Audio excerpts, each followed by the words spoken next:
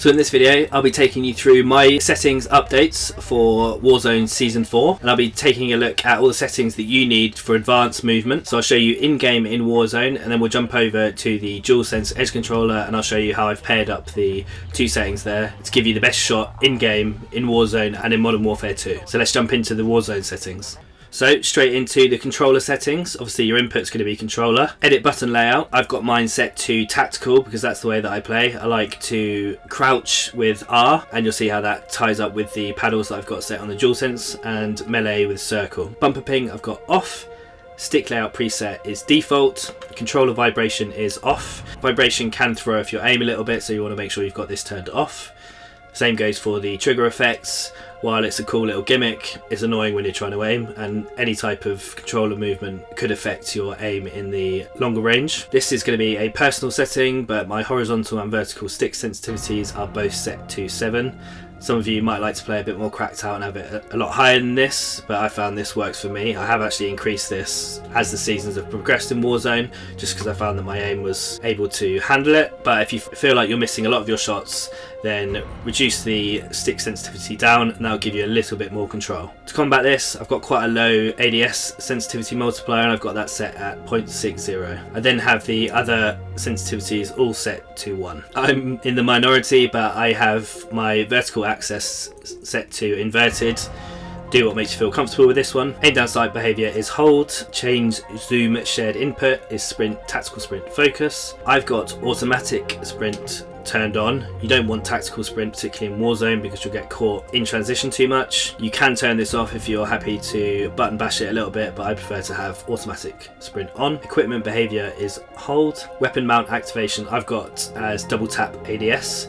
I found that I was mounting too much with ADS, so I found that double tap ADS works for me. Gives me a bit more control and I'm not accidentally mounting onto things. This is the big one. Interact reload behaviour is tap to interact. This will make you be able to loot super quickly, so you can run over and just spam square to pick things up. You don't want to be holding square to pick up items, because that's really going to slow you down. I've got armor plate behaviour to apply all, and then if we jump over to advanced, target aim assist is on.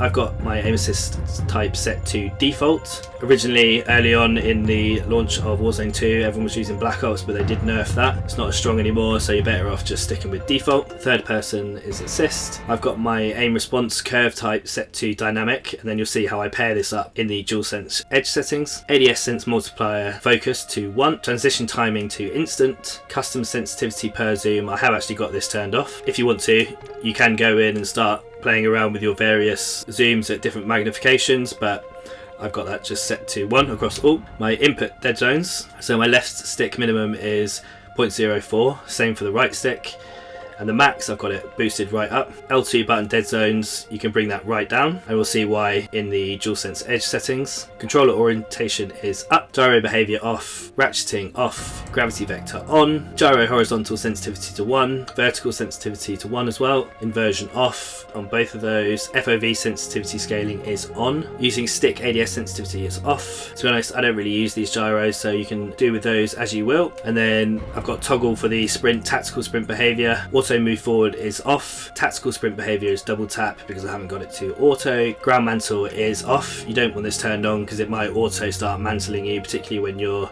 jumping around the rocks, for example in caves in our Mazrah. So you want to have control over that to make sure you're inputting so that you're mantling. Airborne mantle is partial. Automatic ground mantle is off. And this is another big one. To improve your movement, you want to have invert, slide and dive behaviour to inverted. So this basically prioritises your dive, which is much more useful in the game for evading your enemies, whereas sliding is basically useless now, particularly in the amount of time that it takes to get your weapon back up. So you're better off inverting this so that dive is your priority. Plunging into water, plunge freely. So this means your swimming and plunging will match what you do with your joystick. So if you look down, you'll plunge down. Parachute auto deploy off, so you can drop to the ground and get as close to the ground without having to float too much. Sprint door dash is on, so you can smash through those doors. Mantle only on the ledge hang. ADS stick swap off. Backpack alternate control off. Weapon mount movement exit is on, so you can move to pull off a mount. Weapon mount exit delay is short. You don't want any slow animation. You want this to be quick and snappy. Depleted ammo weapon switch on. Quick C4 detonation is off. I don't think I've used the C4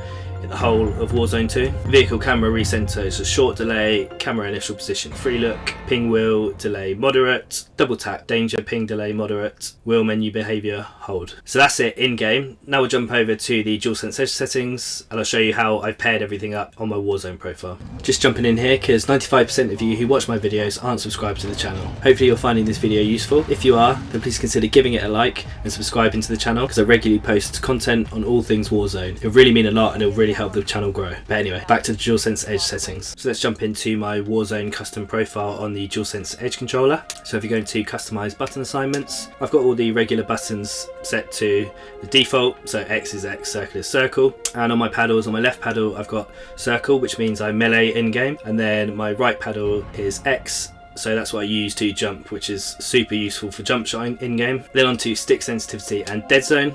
So on the left stick, I've got everything set as default. If we move over to the right stick, I have my sensitivity curve set to precision or precise. I tested out all of the options with this and found that precise works really well with the dynamic curve within Warzone, so these two pair up nicely. I've reduced the curve adjustment to -2, which I found makes it slightly less extreme, and again I found my shots have been way more snappy since using this setting, and the dead zone adjustment for this is 0%. Now if you take a look at the trigger dead zone, so this has changed since my previous video. I did originally have these set from 0 to 100, but after a bit of time using the controller and getting used to it, I have now set these from 0 to 1. So that means there's basically no input required for the triggers to perform the action. Initially I found these a bit too sensitive, but getting used to it, it makes these as close to a mouse click as you're going to get. So for both sides, right and left, it's 0 to 1 on those dead zone inputs. Then if you move over to vibration intensity, same as in game, you want this turned off.